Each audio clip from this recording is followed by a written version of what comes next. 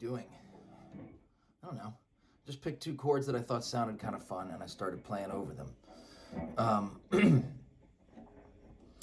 Playing over C sharp 7 with a sharp 9, Hendrix chord, right? That everybody calls it. And then I'm playing over B flat minor 7. Kind of a cool little thing.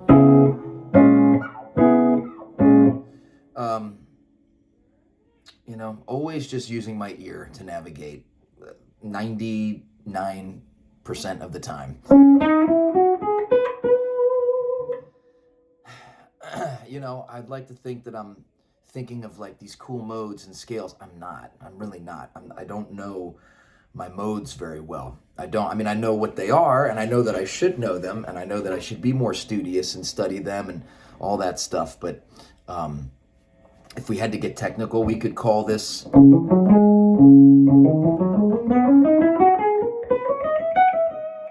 you could play C sharp Dorian, right? And then same thing with this. And I know in theory, you know, Dorian's the 2 of, so you think about, if you can only think in a major scale shape, you think about C sharp minor, it'd be really like playing B major, right? The key of B major over C sharp. Which sounds weird, but it's the truth.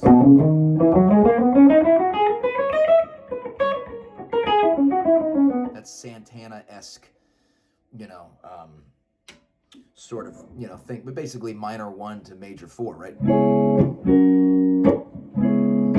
What makes it Dorian is the fact that I have a natural 6. I don't have a natural 6 in like a natural minor scale. I have 1, 2, flat 3, 4, 5, flat 6, flat 7, 1. In a Dorian, I have 1, 2, flat 3, 4, 5, natural 6 from the major scale. And then flat 7, 1. So that's the science behind that, kinda. And then there over same thing, it'd be like playing an A flat major scale.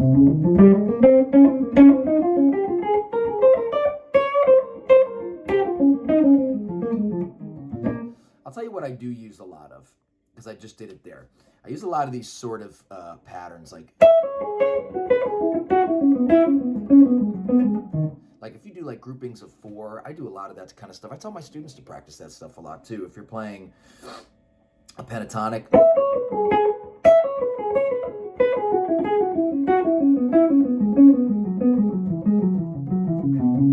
do it with minor.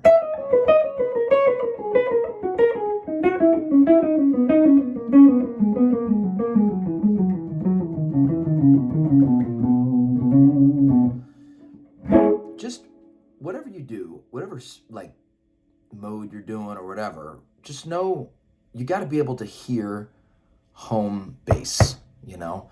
Be able to hear home bass. So if I'm even up here, if I do some weird, like, that's one of my little things I like to do. And remember, there's these in-between bends. There's these little...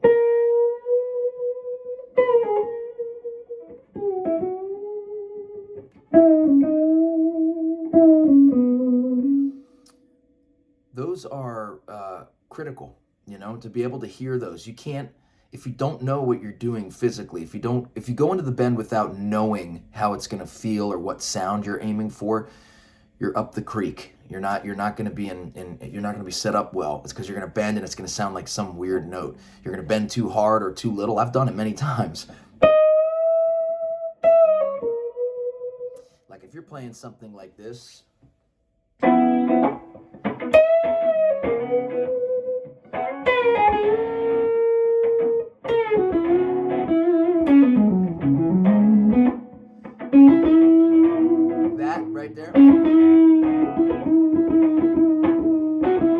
the Jeff Beck one that I love. I feel like I heard Jeff Beck do that. I don't know if it's actually him that did that.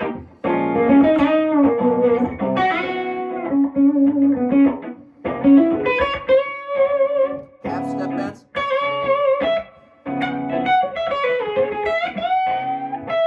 Or if you're going up, over.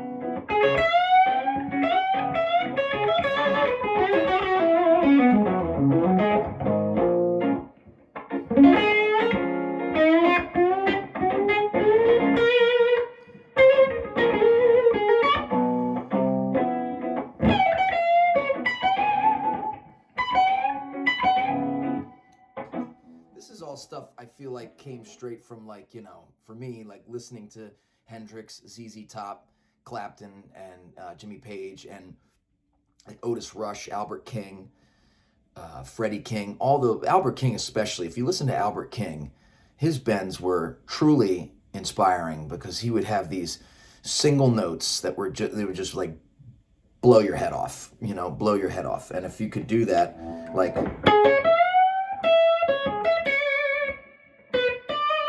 or if he was playing a,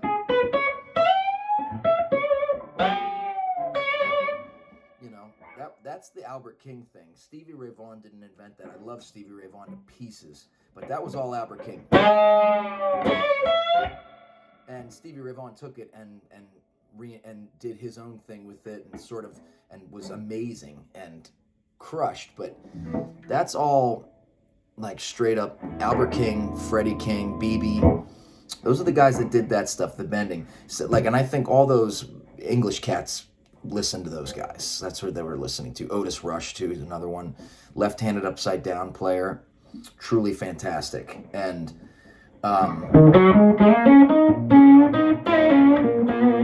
another thing with, sorry, this is all over the place as my videos typically are, especially on the YouTubes here, but employ the use of your thumb for bending. You cannot bend effectively if you're not putting your thumb to work. It's just not going to sound good. It's going to be shaky and it's going to sound like, you know, not the way you want it to sound. You want to, like, there's no way I can do that bend.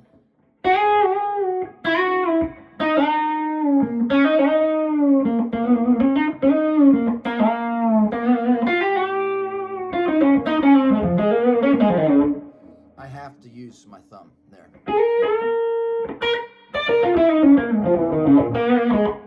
Same with my vibrato. My vibrato is coming straight from my thumb.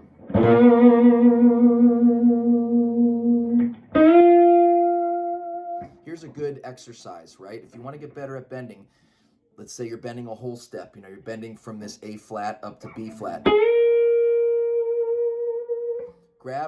Play the note, bend it up, hold it, don't put any effect on it, and then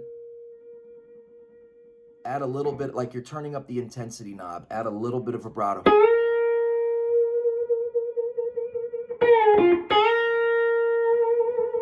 And do it, you can do as fast or slow as you want.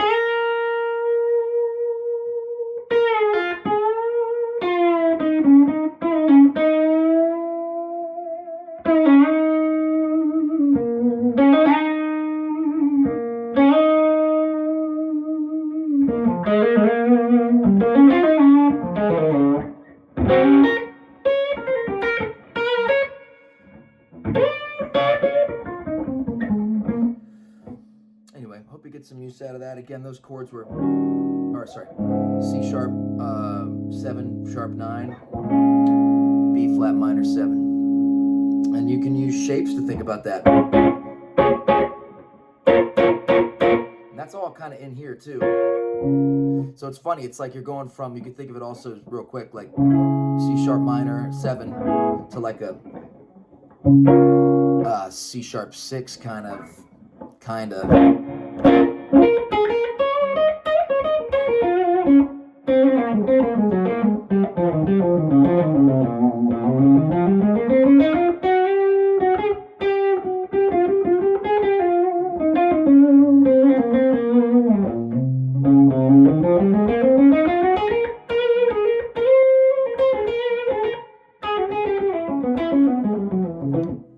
just having fun here. Thanks.